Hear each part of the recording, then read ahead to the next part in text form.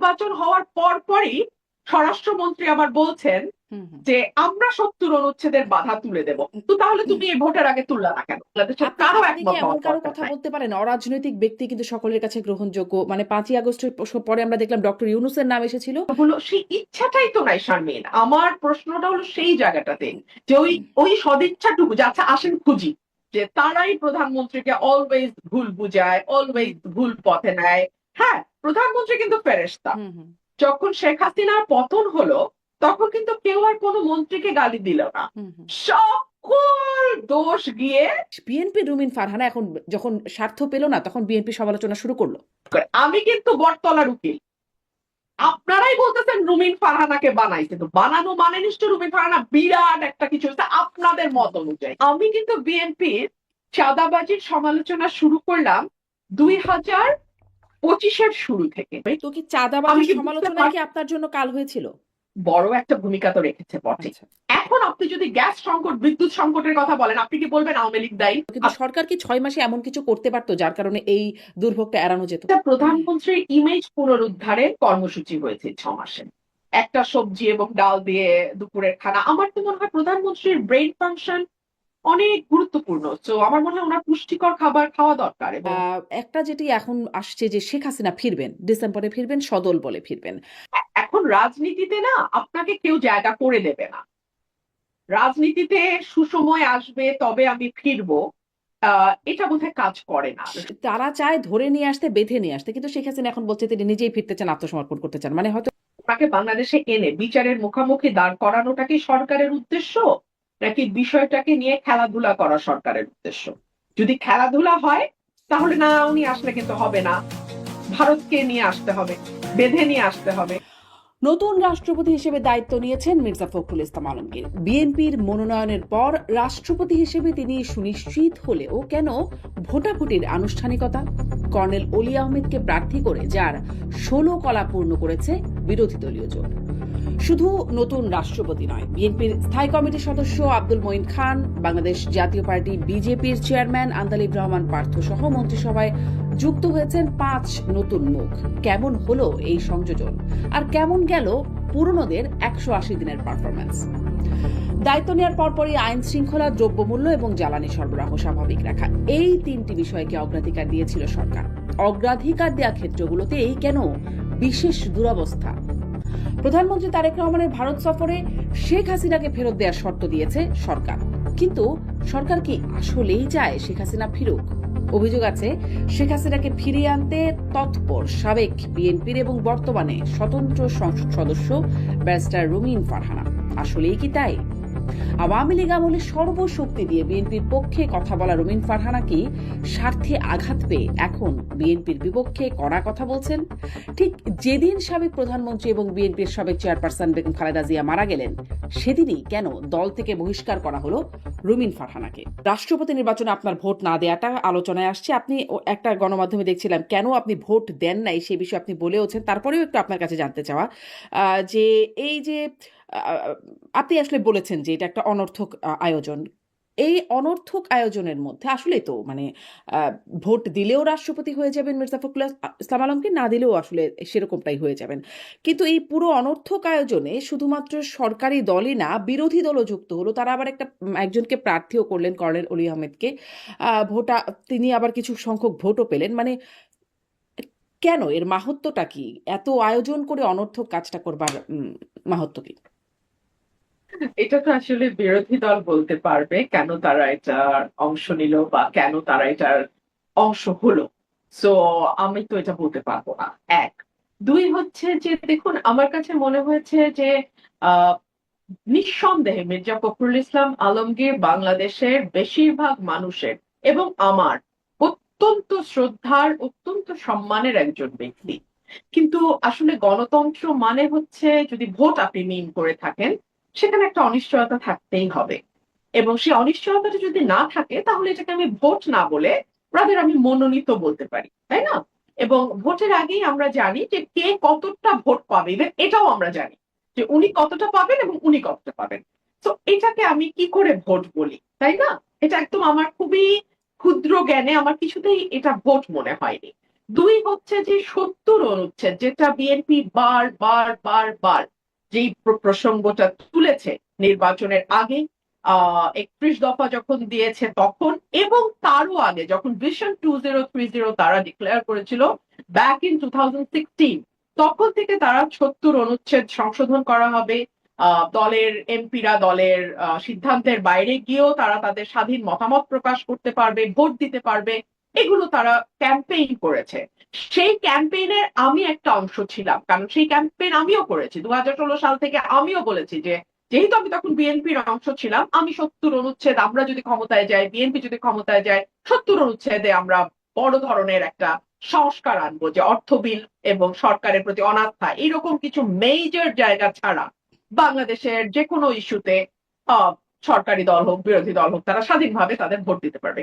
এই নির্বাচনের আগে বা এই মনোনয়নের আগে আমরা দেখলাম যে সরকারি দলের চিফ হুইপ একেবারে ঘোষণা দিয়ে বললেন যে দলের বাইরে যদি কেউ ভোট দেয় তাহলে তার সংসদ সদস্য পদ থাকবে না। তার মানে কি তাদের এক ধরনের সন্দেহ ছিল যে দলের বাইরে ভোট যেতে পারে, দলের বাইরে দলের সদস্যরা আর কাউকে ভোট দিতে পারে। কেন তাদের এই সন্দেহ ছিল? যে তাই থেকে থাকে, তাহলে কি আমরা বলতে পারি যে দলের সদস্যদের উপরেই বা প্রার্থীর উপরেই দলের নিজস্ব আস্থা নেই, এবং তারা যে ৭০ অনুচ্ছেদের সংশোধনের কথা বলছে সেটা ইমপ্লিমেন্ট করবার মতন নৈতিক সাহস এবং স্বচ্ছতা তাদের মধ্যে নেই। তো আমার কাছে মনে হচ্ছে যে যেই ৭০ অনুচ্ছেদ নিয়ে এত আলোচনা, এত ক্যাম্পেইন, এবং আমি যার অংশ, আহ সেটা তো আসলে হলো না।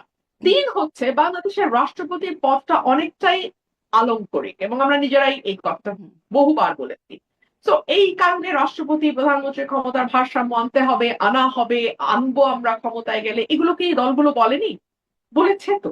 কিন্তু এখন আপনি গত 6 মাসে এই ধরনের কোনো আলোচনা বা এই ধরনের কোনো উদ্যোগ না দেখবেন সরকারি দল থেকে, না দেখবেন বিরোধী দল থেকে। তো এই যে একটি আলংকারিক পদে আপনি একজনকে দিচ্ছেন, না, হ্যাঁ, বিরোধী দলের পক্ষ যার আসলে বিরোধী দল তেমন থেকে কোনো তো টুকটাক বলেই, বিরোধী দল থেকে তো জুলাই সনদ বাস্তবায়নের জন্য বলছে, আর জুলাই সনদে তো আসলে ভারসাম্য আনার বিষয়গুলো বলা আছে। ৭০ অনুচ্ছেদ, রাষ্ট্রপতির প্রধানমন্ত্রীর মানে ভারসাম্য যেটা বলছিলেন, সেই বিষয়গুলো তো আছে আছে মানে বিরোধী দলের পক্ষ হ্যাঁ, থেকে এগুলো দাবি করে তো। এটা তো কেবলমাত্র আসলে বিরোধী দলের ইস্যু ছিল না, এটা ছিল আওয়ামী লীগের বাইরে বাকি যত দল আজকে আপনি হুম। সংসদে দেখতে পাচ্ছেন প্রত্যেকের দাবি। কিন্তু সেটা ইমপ্লিমেন্ট করবার জন্য যেই আহ সদিচ্ছাটা বা সেটাকে ইমপ্লিমেন্ট করতে বাধ্য করবার জন্য যেই চাপটা, কোনোটাই কিন্তু আমরা সেভাবে দেখছি না। হ্যাঁ, কিছু টুটকা কথা বলা হচ্ছে, হ্যাঁ করা হবে, করতে হবে, এই পর্যন্তই। আপনি দেখেন এখন পর্যন্ত কিন্তু আমরা সেই প্রেশারটা বা সেই চাপটা বা সেই সদিচ্ছাটা সরকারের তরফে আমরা দেখি নাই। তো এটা যেহেতু একটি আলংকারিক পদ, হ্যাঁ, অর্নামেন্টাল পজিশন, বাট একটা মানে head of the state, head of the মানে স্টেট দিন রাষ্ট্রপতি, এটাকে আমরা একজন মানে যিনি সকল দল মতের কাছে গ্রহণযোগ্য, অরাজনৈতিক, নিরপেক্ষ একজন ব্যক্তি, হ্যাঁ, গ্রহণযোগ্য বললে অনেকে আবার আমার সঙ্গে তর্ক তুলবেন, তবে কি উনি গ্রহণযোগ্য নন? না, আমি সেই অর্থে বলিনি। আমি বলেছি নির্দলীয়, সকলের কাছে গ্রহণযোগ্য। সকলের কাছে গ্রহণযোগ্য হলে তো রাষ্ট্রপতি পদে একজন দাঁড়াতেন, দুজন দাঁড়াতেন না। তার মানে আরেকটা দলের কাছে মনে হয়েছে না উনি না হয়ে উনি হলে ভালো, তাই না? তো আমরা যদি বিচারপতি শাহাবুদ্দিনের মতন, 1991 এর কথা বলছি, বিচারপতি শাহাবুদ্দিনের মতন একজনকে আমরা পেতাম 1996 যাকে প্রেসিডেন্ট করা হলো, তো তাহলে হয়তো যেটা সকলের জন্য গ্রহণযোগ্য, যার কোনো দলীয় হিস্ট্রি নাই, তাহলে হয়তো বেটার হতো। কারণ যেহেতু আপনি ৭০-এর বাইরে যাচ্ছেন না, যেহেতু আপনি ভোটটাকে ঠিক ভোট রাখছেন না, তো তাহলে আপনি এমন একজনকে দিন এমনিই তো যিনি আপনিও আসলেই বললেন যে সকলের কাছে আপনিই তো গ্রহণযোগ্য। বললেন এটা আলংকারিক একটা পদ, ফলে রাজনৈতিক ব্যক্তি যাক অরাজনৈতিক ব্যক্তি যাক কি বা যায় আসে। আলংকারিক হলেও সামান্য কিছু পাওয়ার তার কাছে আছে, এবং বিশেষ করে যখন সরকার কোনো ক্রাইসিসে পড়বে, যখন কোনো জরুরি অবস্থা জারির মতন অবস্থা তৈরি হতেও পারে, যেমন 5th অগস্টের পরে একটা স্পেশাল সিচুয়েশন, একটা স্পেশাল সার্কামস্টান্স তৈরি হচ্ছিল, তখন রাষ্ট্রপতির প্রয়োজনীয়তাটা বা রাষ্ট্রপতির পারফরমেন্সের ক্ষেত্রটা কিন্তু অনেক বৃহৎ। তো সে কারণে তখন রাষ্ট্রকে রক্ষার একটা ব্যাপার হয়, রাষ্ট্রকে রক্ষার একটা প্রশ্ন আসে। সে কারণেই আমি যে এটা আমার মত, আমার সঙ্গে আপনার একমত হুম। হতে হবে না, আমার সঙ্গে বাংলাদেশের আপনি কারো আপনি কি একমত এমন হওয়ার কারো দরকার কথা নাই। বলতে পারেন অরাজনৈতিক ব্যক্তি কিন্তু সকলের কাছে গ্রহণযোগ্য, মানে 5ই আগস্টের পরে আমরা দেখলাম ডক্টর ইউনূসের নাম এসেছিল, তিনি হয়ে গেলেন প্রধান উপদেষ্টা। এই এই রাষ্ট্রপতি নির্বাচনেও তার নামটা আলোচনায় ছিল। ফলে তিনি কি আপনার পছন্দের হতে পারতেন, বা আপনার মনে হয় কি কে হতে পারতেন গ্রহণযোগ্য অরাজনৈতিক? এটা তো রাজনৈতিক দলগুলো মিলে আলোচনা করবে, আমি তো নাম প্রস্তাব আমি এককভাবে করতে পারি না। এটা রাজনৈতিক দলগুলো, সেই ইচ্ছাটাই তো নাই শারমিন। আমার প্রশ্নটা হলো সেই জায়গাটাতে, যে ওই ওই সদিচ্ছাটুকু যে আচ্ছা আসেন খুঁজি, আসেন বের করার চেষ্টা করি, আচ্ছা পাইলাম না, ঠিক আছে হইলো না, তাইলে আসেন আমরা ভোট দিই। কথা বুঝো শারমিন, যে আমরা প্রথমে খুঁজলাম, পেলাম না, হুম, প্রথম ধাপ। দ্বিতীয় ধাপে আসছে ভোট। ভোট যদি হয় তাহলে 70 এখানে প্লে করতে পারবে না রোল। তাহলে যার যার খুশি শেষে প্রার্থী দেবেন, সেই প্রার্থীকে যার খুশি সে ভোট দেবে। এই এই স্বাধীনতাটুকু এমপিদের দেওয়া উচিত ছিল, এটা আমার মত।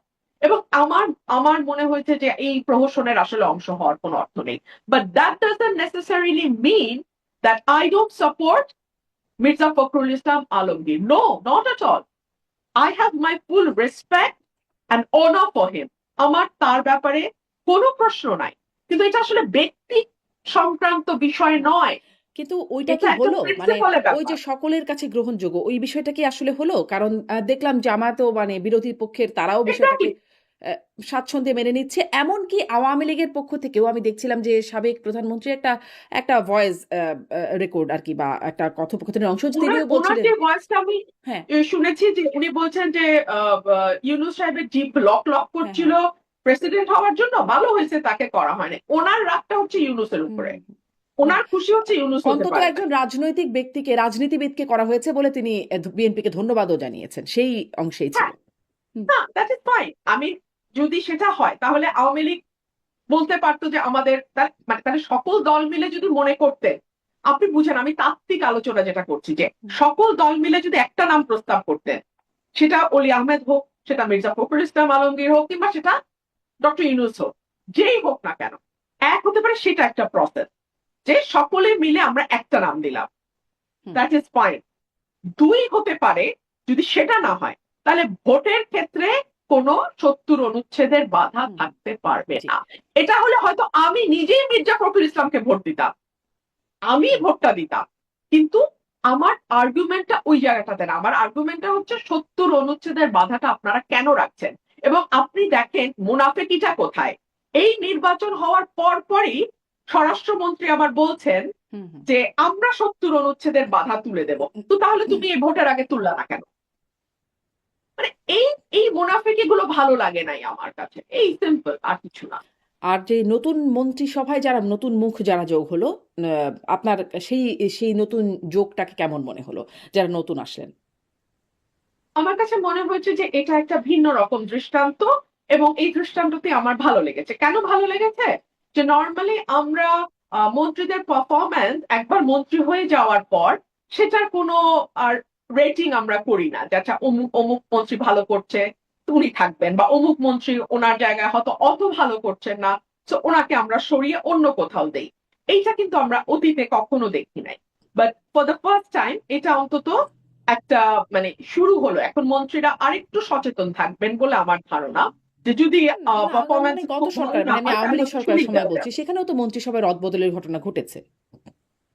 হ্যাঁ, কিন্তু এটা একেবারে 180 দিনের মধ্যে, যেটা হুম, প্রাইম মিনিস্টার একটা বলেছিলেন যে আমি 180 দিন পারফরমেন্স দেখবো, হুম, তারপর আমি কাউকে কাউকে ইনক্লুড করব, কাউকে কাউকে এক্সক্লুড করব।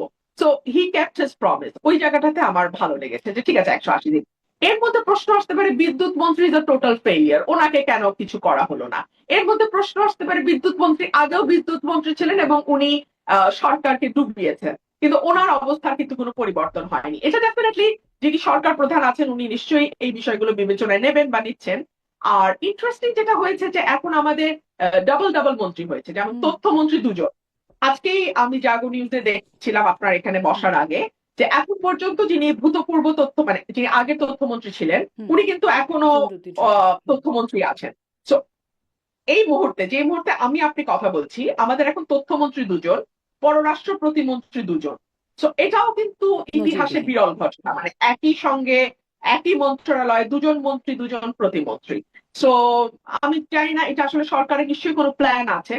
তো এটা তো এখনো 24 আওয়ার্স পার দেখা হয় নাই, যাচ্ছে যে লেটস সি কিছু কিছু হোয়াটস দ্য গণমাধ্যমে প্ল্যান। দেখছি যে মানে আগের মানে তথ্যমন্ত্রী যিনি জহিরুদ্দিন স্বপন তাকে প্রধানমন্ত্রীর মন্ত্রী পদমর্যাদায় প্রধানমন্ত্রীর উপদেষ্টা করা হবে এরকমটা দেখছি। আর আন্দালিব রহমান পার্থ থাকবেন হচ্ছে তথ্যমন্ত্রী, এরকম খবর আসছে। আমিও সেটা দেখেছি। হ্যাঁ। আমি দেখেছি, বাট এখন পর্যন্ত মানে আমি ঠিক এই জন্যই বললাম, যখন আপনি আর আমি কথা হুম, হুম, বলছি এই মুহূর্তে আমাদের দুজন করে মন্ত্রী আছেন। হুম। তো এটা কি মানে আপনি ভেতরে থেকে দেখেছেন, জোটের মধ্যে জোট নেতাদেরকেও দেখেছেন, জহিরুদ্দিন স্বপনের চাইতে কি আন্দালিব রহমান পার্থ তার যোগ্যতর তথ্যমন্ত্রী হিসেবে, বা তিনি কি একটু কম যোগ্য, আহ, যিনি আগে ছিলেন বা এখনো আহ, আছেন? যিনি ছিলেন উনি মাত্র 6 মাস কাজ করেছেন, আমার পক্ষে ইভ্যালুয়েশন দেওয়াটা মুশকিল। আর পার্থ ভাই is his now for the first time, এখনো উনি কাজ শুরুই করেননি। সো এই কম্পারিজন তো আসেই না। আর দুজনকেই ব্যক্তিগতভাবে আমি চিনি, দুজনেই চমৎকার মানুষ, দুজনেই অত্যন্ত আমি কি বলবো, অত্যন্ত চমৎকার ভাবে কথা বলেন মিডিয়ার সঙ্গে, দুজনেরই খুব ভালো একটা বোঝাপড়া আছে যতদূর আমি জানি। হুম। সো আমার কাছে মনে হয়েছে, দেখা যাক কি হয়। আচ্ছা, মাত্র 180 দিন বলছেন। এই 180 দিনে আপনি আসলে, আপনি তো খুব, আপনার সাথে মিডিয়ার সম্পর্ক খুব ভালো। আমরা যখন গণমাধ্যমে মেইন স্ট্রিম মিডিয়াগুলোতে কাজ করতাম তখনও দেখেছি, বা অন্যান্য যারা আছে তাদের সাথেও আপনার সম্পর্ক খুব ভালো। আপনি মানে আপনি আসলে পার্থক্য কতটুকু দেখলেন এই 180 দিনে? গণমাধ্যমে কি পরিবর্তন হলো? আহ আপনি গণমাধ্যমের ভূমিকার কথা বলছেন? সার্বিকভাবেই বলছি, গণমাধ্যমের ভূমিকার কথা, গণমাধ্যমের ভেতরের চিত্রের কথা। কারণ আপনি যখন ভেতরে যান, ভেতরের অনেক কিছুই আপনার চোখে পড়ে, বা অনেকেই আপনার সাথে খুব ক্লোজলি মেশেন। ফলে এই প্রশ্নটা করছি যে গণমাধ্যমের ভেতরে গণমাধ্যমের ভূমিকা কি পরিবর্তন হলো? আহ দেখুন, গণমাধ্যমের মধ্যে এক ধরনের ভীতি কাজ করছে। মানে আগের আমলে চাপে হোক, সেলফ সেন্সরশিপের জন্য হোক, বা মালিক পক্ষের চাহিদা অনুযায়ী হোক, তাদেরকে একভাবে কাজ করতে হয়েছে। হ্যাঁ, যেটা হয়তো অনেক সময় প্রফেশনাল এথিক্স এর সাথেও এক ধরনের ক্ল্যাশ তৈরি হয়েছে, মানে হতে বাধ্য হয়েছে। মালিক পক্ষের চাপ আছে, এজেন্সির চাপ আছে, সব মিলিয়ে গণমাধ্যম ওয়াজ আন্ডার প্রেসার।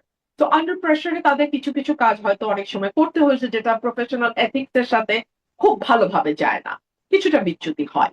আর আমাদের মতন দেশে এটা খুব একটা আশ্চর্যের ব্যাপারও না। ঠিক আছে, সেখানে এখন আবার তাদের মধ্যে সেই ভীতিটা কাজ করছে যে এখন আমাদের আরো সুপার সার্ভিস দিতে হবে।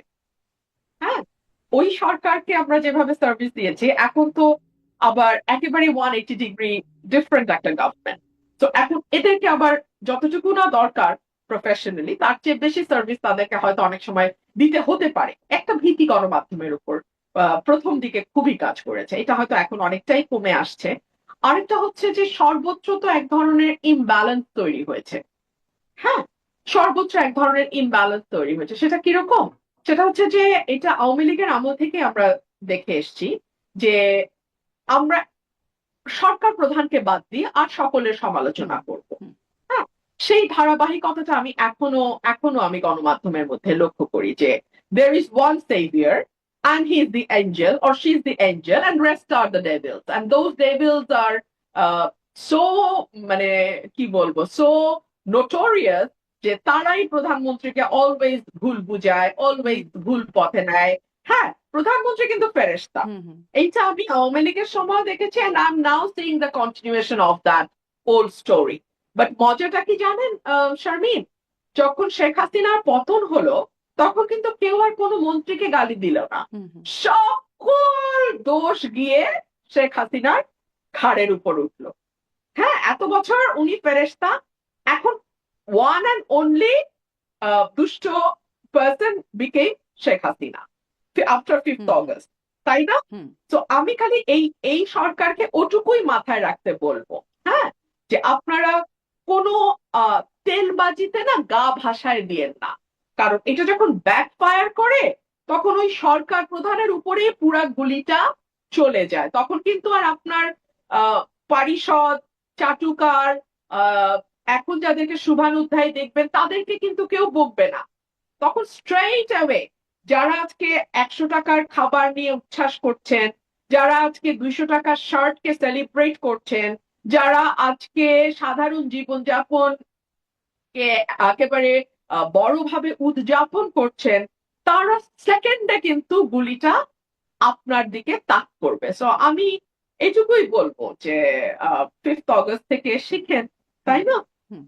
আপনি মানে ফেরেশতা আর ডেভিলের মধ্যে এক রাতের ডিফারেন্স, এক রাতের মধ্যে।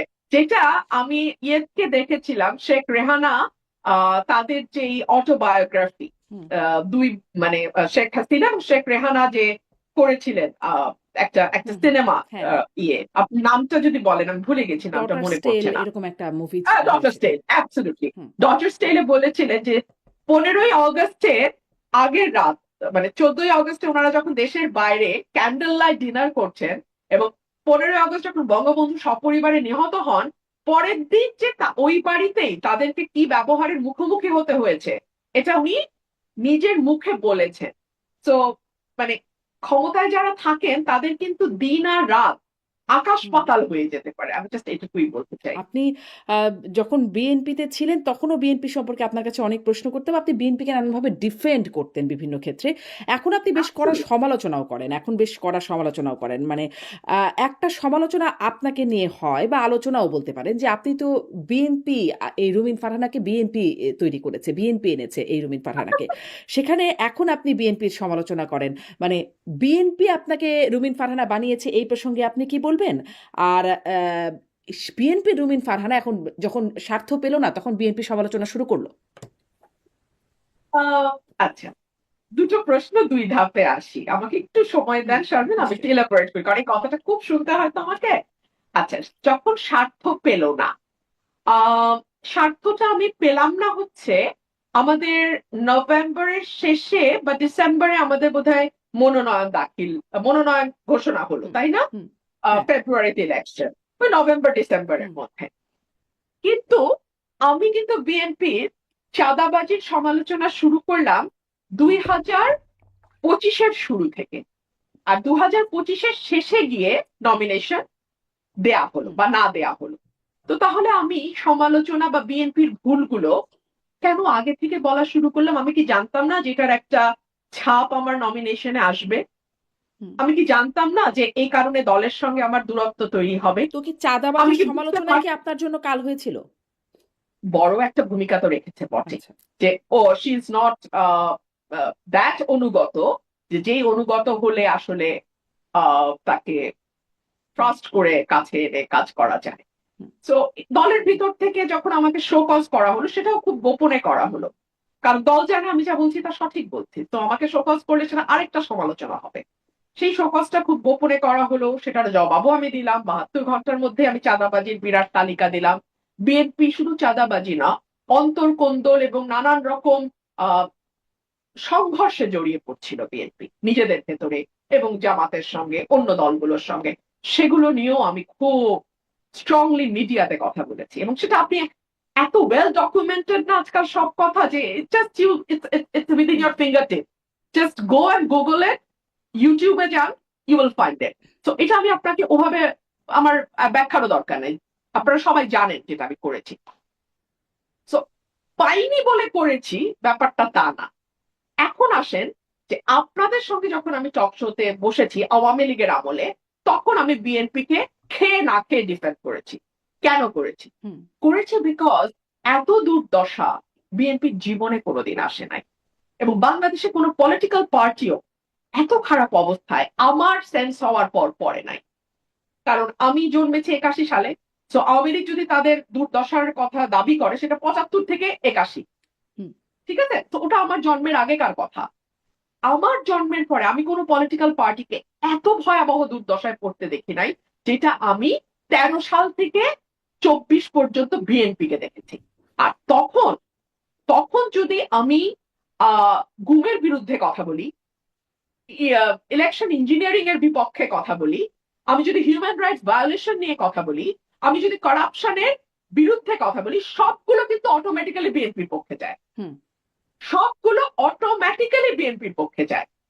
তো যেহেতু বিএনপি তখন পাওয়ারে ছিল না, বিএনপি তো স্টিয়ারিং এ ছিল না, সো না, বাংলাদেশের কিন্তু ধরেন ইলেকশন ইঞ্জিনিয়ারিং এর কথা আপনি বললে সেটি বিএনপির মানে সেটি আওয়ামী লীগের বিপক্ষে যায় তা নিশ্চিতভাবে, বা আপনি গুম খুন এসবের বিরুদ্ধে মানবাধিকার বিরুদ্ধে কথা মানে বিষয়ে কথা বললে সেটি আওয়ামী লীগের বিরুদ্ধে যায়, কিন্তু বিএনপির পক্ষে কি করে যায়? কারণ বিএনপিও তো আসলে তত্ত্বাবধায়ক সরকার ব্যবস্থাকে কলুষিত করার পেছনে যেটিকে অজুহাত করে ধরে আওয়ামী লীগ আসলে পুরো ব্যবস্থাটাকে বাতিল করে দিল, সেই একই মানে কাজটা বিএনপি, সেই ইতিহাসটাও অনেক আপনিও জানেন আমিও জানি বা সবাই আসলে কম বেশি জানে, ফলে না বলি। আহ, আহ, মানে হত্যা, বিচার বহির্ভূত হত্যাকাণ্ড ইউ সেটিও আর বিএনপির। অ্যাবসলিউটলি রাইট হ্যাঁ, তো শারমিন, হ্যাঁ।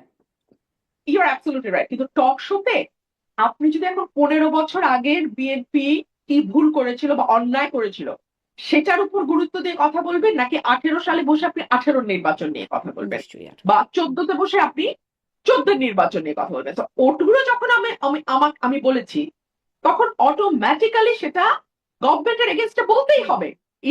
ইলেকশন ইঞ্জিনিয়ারিং নিয়ে কথা বলতে হলে গভর্নমেন্টের এগেনস্টে বলতেই হবে।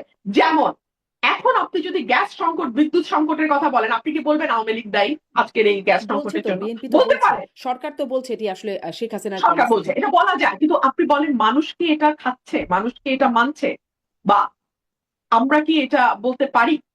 সরকার বলছে বটে, কিন্তু সাথে সাথে কিন্তু জবাব আসছে। তাহলে আপনারা কি করেছিলেন? আপনারা তো গত 17 বছর জানতেন যে সরকার সেভাবে কূপ খনন করছে না। সরকার নিজস্ব জ্বালানি মানে আহ নির্ভরশীলতা তৈরির জন্য যা যা করা দরকার নিজের দেশের জ্বালানির উপর নির্ভরশীল করছে না, সৌর বিদ্যুতের উপর নির্ভরশীলতা বাড়ানোর জন্য কাজ করছে না। তো তাহলে আপনারা সেকেন্ড হিসেবে যে আপনারা তো আসবেন, আপনারা তো জানেন যে আপনারা ক্ষমতায়, এরপরে একদিন একদিন আপনারা, আপনাদের প্ল্যান কি ছিল? এই প্রশ্নটা তো আসে। তো আজকে কিন্তু সমালোচনা সরকারের হচ্ছে। আপনি ব্যবসায়ীদের কথা শুনেন, আপনি সিএনজি ড্রাইভারের কথা শুনেন, আপনি সাধারণ মানুষের কথা শুনেন, আপনি পলিটিক্যাল যারা মানে হয়তো সচেতন কিন্তু কোনো সরাসরি দল করে না, আপনি তাদের কথা শুনেন, আপনি দেখবেন প্রত্যেকের সরকারকে দায়ী করছে। স্টিয়ারিং এ যে থাকে দায়টা কিন্তু তাকে কিন্তু এই নিতে হয়। 6 মাসে কি আচ্ছা এটা এখন এটা একটু অবশ্য ওই প্রসঙ্গ শেষ না হতেই এটা চলে আসলো, কিন্তু সরকার কি 6 মাসে এমন কিছু করতে পারতো যার কারণে এই দুর্ভোগটা এড়ানো যেত? একটা এলএনজি টার্মিনাল ঠিক করতে যখন আপনার 1 মাস সময় লাগবে, তখন তো ওটা অটোমেটিক্যালি আপনার অক্ষমতা, অদক্ষতাকে ইন্ডিকেট করে। শারমিন, আপনার আছেই সাকুল্যে দুইটা, আরেকটা হাসিনা করতে চেয়েছিল, ইউনূস সরকার এসে ওটা বন্ধ করেছে। হুম তো আছেই সাকুল্যে দুটা, তার মধ্যে একটা বন্ধ হলে আপনি জানেন না আপনার কি হুম দশাটা হবে। সেটা ঠিক করতে আপনার 1 মাস লাগবে, যদি লাগে তাহলে আপনি অদক্ষ সরকার। Sharmin, simple as hmm that. আচ্ছা এখন জরুরি প্রশ্ন, যেটা আপনার প্রথম প্রশ্ন, আমাকে দল রুমিন ফারহানা করেছে, এই যে এই কথাগুলো বলার মাধ্যমে একভাবে যারা এই কথাগুলো বলছে তারা দাবি করছে যে রুমিন ফারহানা হ্যাজ বিকাম সামথিং। আমি কিন্তু নিজেকে সামথিং মনে করি না। আমি খুবই তুচ্ছ নগণ্য বাংলাদেশের একজন নাগরিক, যিনি রাজনৈতিকভাবে সচেতন, পেশায় আইনজীবী এবং রাজনীতি কর্মী। এটা হচ্ছে আমার নিজের পরিচয়। কিন্তু আপনি যখন বলেন যে রুমিন ফারহানাকে রুমিন ফারহানা বানিয়েছে, তার মানে আপনি ধরে নিচ্ছেন আমি একটা কিছু হয়েছি। হুম আচ্ছা আসেন এখন ধাপে ধাপে। রুমিন ফারহানা নামটা আমার পারিবারিক ভাবে দেয়া, এটা বিএনপি নামটা আমাকে দেয় নাই। এটা আমি, আমার বাবা মা আমার হুম জন্মের পরে রুমিন ফারহানা নামটা রেখেছেন। আমার আইনজীবী, আমার বাবা মা খরচ করে, কষ্ট করে, পয়সা খরচ করে আমাকে ওনারা পড়িয়েছেন। আমিও কষ্ট করে পড়াশোনা করে আইনজীবী হয়েছি, কোর্টেও দৌড়াদৌড়ি করতে হয়, পেশা চালাই, এইভাবে করছি। এখন আপনি যদি মনে করেন বিরাট একটা কিছু আপনি করেছেন, তাহলে কি করেছেন আপনি? আপনি আমাকে 10 বছর, আমি বিএনপির কথা বলছি, আমাকে সহ আন্তর্জাতিক সম্পাদক করেছেন। বিএনপিতে এরকম সহ আন্তর্জাতিক সম্পাদক আরো 1-150 আছে, সকল সহ আন্তর্জাতিক, এই সহ আন্তর্জাতিক, সরি, সহ আন্তর্জাতিক ছিল আরো 5টা, আন্তর্জাতিক ছিল আরো 5টা, মোট 10টা ছিল আন্তর্জাতিকে। আর সহ অন্যান্য হুম সব সহ শিক্ষা, সহ প্রশিক্ষণ, সহ স্বাস্থ্য, সহ কর্মসংস্থা ইত্যাদি ইত্যাদি ধরলে আরো 3 ছিল। তো তারা কেউ কেন আসলে স্ব নামে উদ্ভাসিত হইল না? এক, মহিলা এমপি আমাকে বিএনপি বানিয়েছিল। তো বিএনপির 81 সালের পর জন্ম হচ্ছে 77, 77 থেকে আজকে 2026, কত বছর হলো? 40 নাকি না হুম হুম 50, হুম কত হলো? 45। হুম আচ্ছা এই 45, 40, 45, 47 বছর বয়সে টোটাল মহিলা এমপি বিএনপি কয়টা বানিয়েছে? প্রায় হাজার খানেক।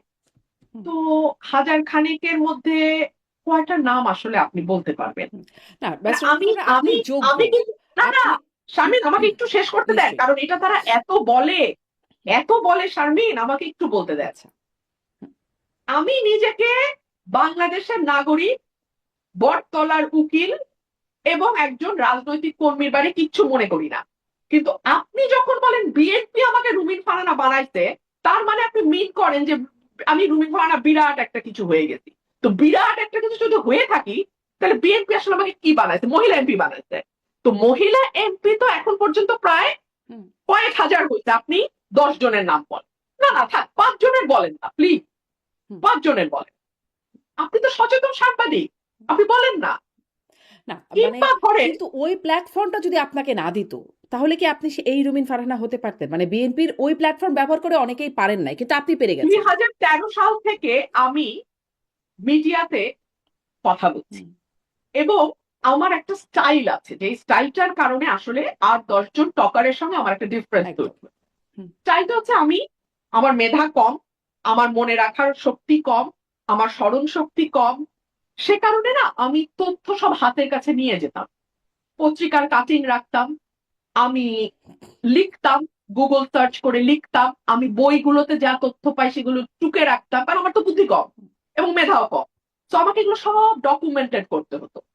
সে কারণে আমি মেধাবী টকারদের সঙ্গে আমার ডিফারেন্স হয়ে গেল কি, আমি তথ্য দেখে দেখে, সংখ্যা দেখে দেখে, আমি পরিসংখ্যান দিয়ে, যুক্তি দিয়ে কথা বলি। যুক্তিটা শিখেছি কারণ আমি আইনজীবী। তো এই কারণে একটা ডিফারেন্স তৈরি হয়েছে। ডিফারেন্স তৈরি হওয়ার ফলে 2018 সালে যখন বিএনপি আরো 6 জন এমপি তো গেছে, আচ্ছা আমি তো একজন মহিলা এমপি, বাদ দেন না, আরো 6 জন পুরুষ বিপুল বিক্রমে বিএনপির টিকিটে গেছে পার্লামেন্টে, তারা কেন স্বমহিমায় উদ্ভাসিত হতে পারলো না?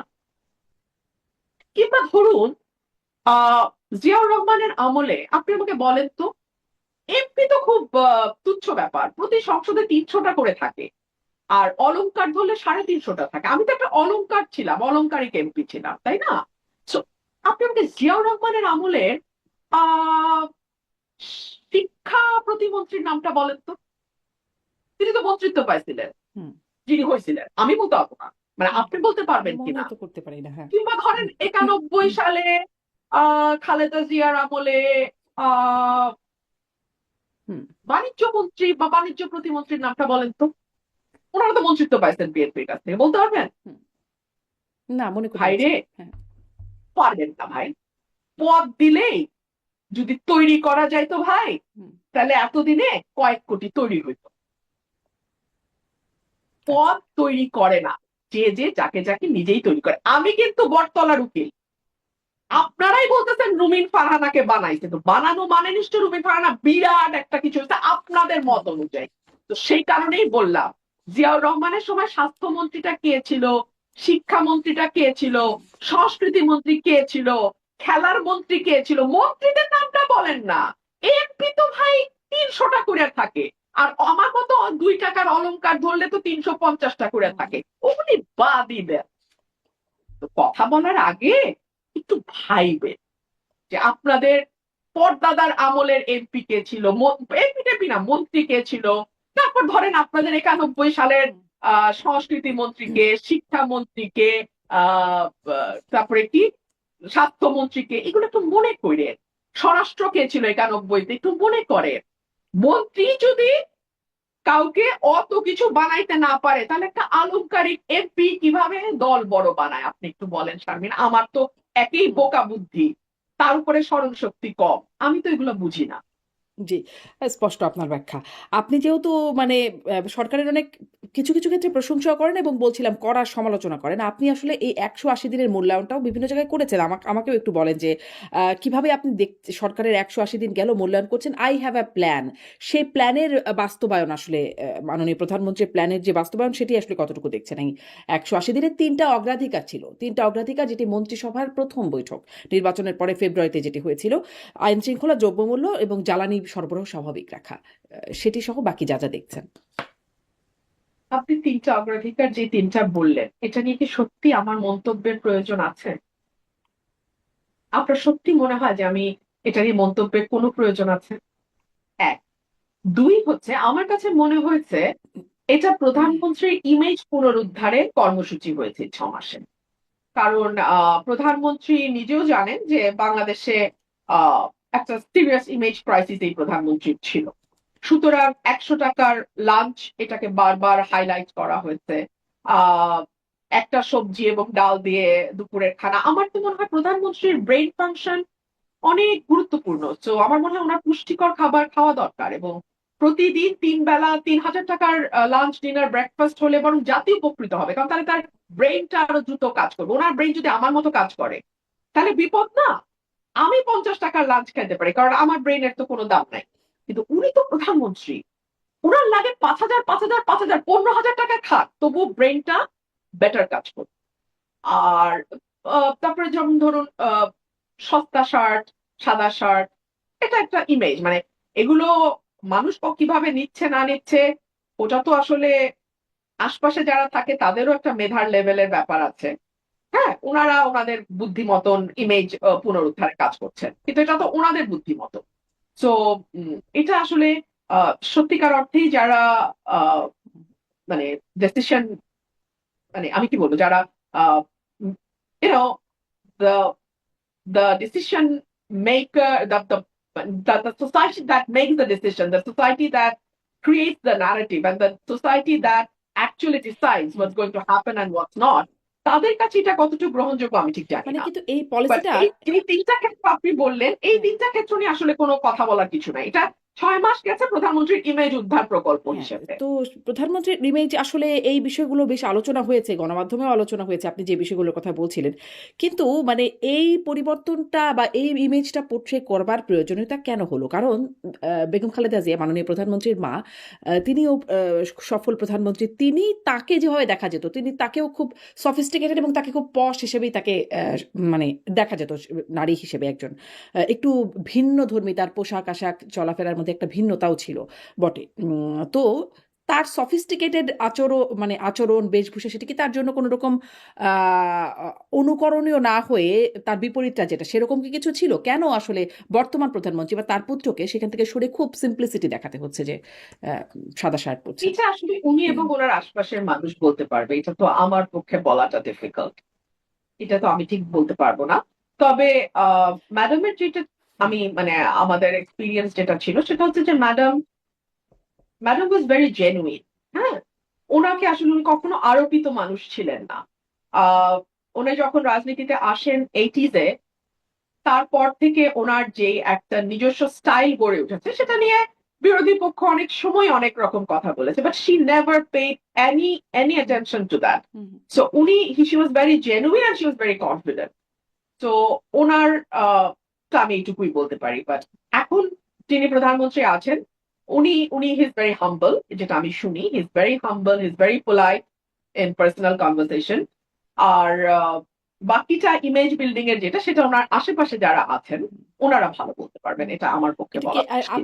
আপনার পক্ষে এটা দেখবার সুযোগ হয় না যে এটি আসলে মানে তিনি কি আসলে খুব সিম্পল একজন মানুষ কিনা? কারণ তিনি আসলে বিনয়ী এটা। এটা আমি আসলেই শারমিন, আমি একদম বলতে পারবো না, আমি জানি না, কারণ আমার কোনো অভিজ্ঞতা নেই ওনার সাথে কাজ করার।